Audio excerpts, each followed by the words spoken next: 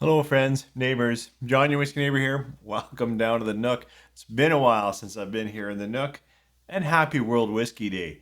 I think I'm going to put a title on this, something like, does whiskey taste better with friends? Spoiler alert, absolutely. As I sip through this, it's going to be a bit of a celebration. I'll give you notes on this. I think it's the fourth release from Sons of Vancouver, Summer Road Trip Across the Midwest. It's 100% rye. But I suggest it's really going to be a bit of a thanks for a great week. Sons of Vancouver and I spent a week together a little while ago. I will give some tasting notes on this rye, so that's fun, and then I'll give little pieces of insight on how that week unfolded. Someday I'll give a good actual walkthrough, but here is more of a thank you, and I hope you can enjoy a bit of the journey and a little bit about this rye. 3, 4.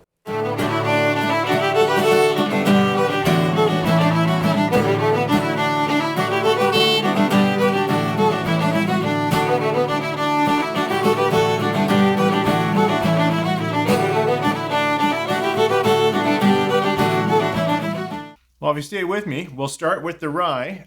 So this is Summer Road Trip Across the Midwest. It's 100% rye. I think it's a blend of 3 to 5-year-old barrels. And it's released pretty punchy. 63 and a half, I think, 62 and a half. I'll check in a second.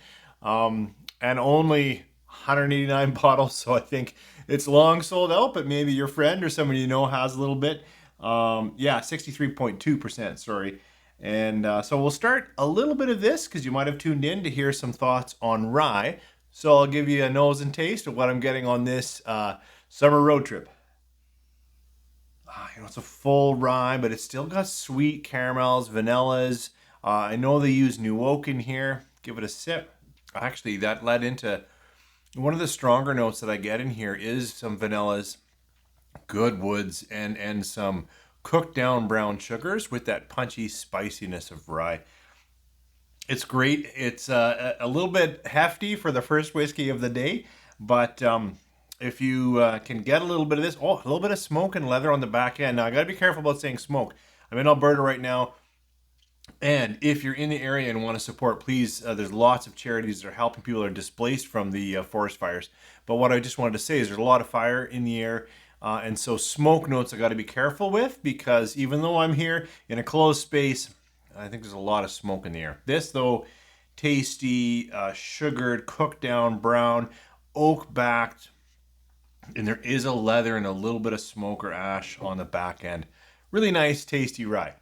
Now, what I asked for in my mind was to just walk through the week that I had with Sons of Vancouver. And I think it also represents what World Whiskey Day is about, which is get out, get to an event, connect with some people, and just try some whiskey. That was the week. You know, when I first went out there and I met James, Jenna, and Max and came into their distillery, I realized that this week was going to be about just getting to know each other and learning more about their process and about making whiskey in general. And it was really, really fantastic. The first part of the whiskey making that I got to do was to actually undo some sacks of rye and look at how it comes. And you know, it's local because they are a BC craft distiller, which means all of their products have to be made in BC. There's a few exceptions. If there's a certain part of the spirit, let's say, that needed pineapple, well, BC doesn't grow pineapple. They didn't use pineapple. That's just an example. But like rye grains or barleys or any of that stuff, it has to be grown in BC because they're a craft distiller. So I got to dump some grain and we mashed together, and I really, Max walked me through that process. He was very insightful and excited to share right from the grain and then how they work it through the mash tub and then the fermenting and the stripping still and really had just so much to share there. It was a ton of fun. Thank you, Max, for taking that time.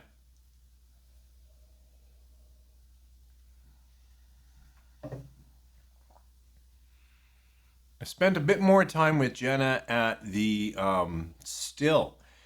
Max there later actually helped me with the still work as well. But at first, the first few days, we were working on after we'd fermented and done that stripping still. Then we looked at how to get just exactly the right distillate. And it was so much fun to, smell through, maybe even, taste and discard. Like what are heads like? Whoa, okay, or 4 shots and then heads. And then how do we know it's moving into that heart range, right? How does it feel? How does it smell? What are the flavors we're going for? And it was very interesting. The still we were working on was, a packed column still, and they use sort of like a copper wound inside the still to just get a lot of that reflux going. And they spent just a surprising amount of time dialing it in to be just putting out just what they want in terms of flavor and rate. It was a process that spent like it felt like a whole day just dialing it in just right to get a spirit that's a little closer to their characteristic release, and I could get just a little, a few hints of what that flavor was like. And then they actually had some a previous new make that I could kind of taste, and I could see what they were getting at and where it was different yet, and then how changing the rate at which it was coming through would actually, change the reflux, but also change the flavors that were coming along. It was very cool. Jen, I can't thank you enough for spending the time for this whiskey newbie. I'm not new in terms of whiskey, but in terms of making it to really get a better understanding. Cheers. Another part of my time during the week was to try to get a better sense of the community. And James, you were fantastic at really allowing me to question and listen to how the craft distilling industry really began in BC. And I have to say, all of the people that I bumped into through your introduction through the week gave you so much credit for bringing them together and creating that spirit of collaboration or helping each other out. It was, one of the stories you shared was years ago, I don't know, 10 years ago or so, how a group of your distillers, brought together some experts, like flew them in on really understanding blending to take the whiskey that you were producing to the next level, right? Because sometimes I've heard the expression a honey cask or a sweet cask, and there are single casks out there that are truly amazing. I've had the good fortune of having that, but it's also so important, I believe, in general, to take your whiskey to the next level, to say, okay, I've got 20 barrels of rye, but this barrel is this more on the nose, or this can be the core, and this rye gives just so much spice, but it's better at 5%. And so the idea of creating a very intentional blend, not okay, we're a small distiller, and this year 5 casks are due, either release them as singles or we all dump them in, stir them around, vat them, and get them out. But instead, like, actually we need 20% of this, and that's got to age more, and 50% of that. I thought your clear understanding of blending and how it actually improves the final releases was just fantastic. Now, having said that, I know a number of your releases have been pretty small scale, but I really respected that. I got distracted a bit with blending. I want to come back to community. It was beyond clear. Being able to, and later in the week, I got to go to BC Distilled, but to hear from the distillers in the area, the culture that you've all created, and clearly you're such a significant part of that, James. I'm glad to know that that's happening in Canada. I believe it's also happening here in Alberta, but now I'm encouraged to really actually go talk to more of the makers in the area, the distillers in the area, and say, like, how are we getting together? Because we got some good whiskey here in Alberta too, but it was great to hear that. Thanks for taking the time for that, James. Cheers.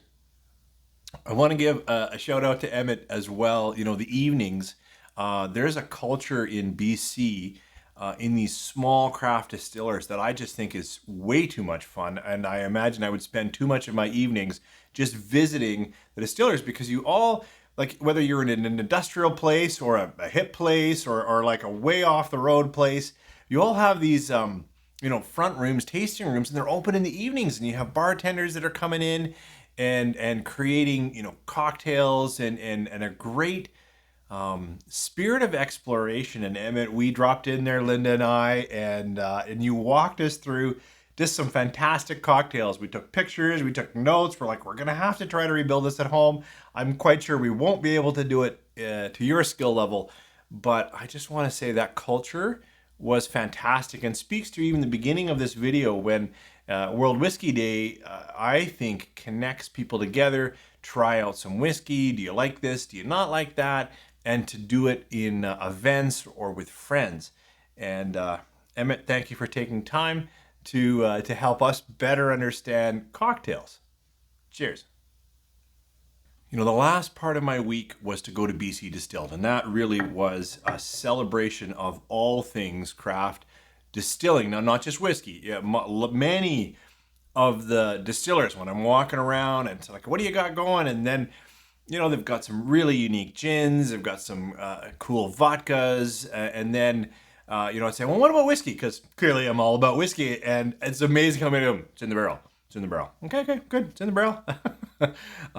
But it was a good celebration. I know Andy just put so much work into that.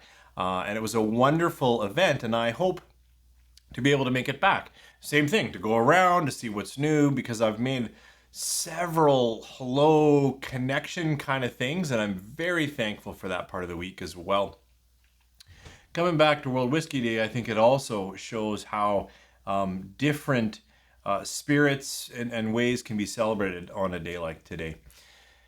Thank you for anyone who stayed this long into the video, because it feels a little bit personal, and I don't mean it like that. I'm actually trying to highlight different parts of distilling and whiskey and connection and the industry here in Canada that I believe would actually connect with the industry across the world. I believe small distillers or even large distillers really are about that community, about helping each other, about sharing and connecting, and even those, you know, evening communities that I haven't been as much a part of, about celebrating and enjoying things with good friends. You know, on this whiskey summer road trip across the Midwest, there's a wild quote, and I think I asked the team about it. I can't remember your response, but it says, "This is the whiskey you want good friends to drink when you're dead." And I thought, like, at first when I read that, I'm like, I don't know how I feel about that quote. But now I would say, I think it's fantastic to say, look, this is memorable, and the quality of this will enhance any evening you're going to have toasting or celebrating a good friend that has passed on. Bit of a like edge of dark topic, but I don't mean it that way. There are lots of times we get together and celebrate. And remember, even if it's in a shadow of sadness, and a good whiskey can help turn that into just celebration of good memories. Thanks for staying with me. I hope on this World Whisky Day, you've connected with a friend, or you've taken a moment to sip through a good whiskey, because it's a great idea to say, you know, cheers. Hope you're healthy and well. Have a great week.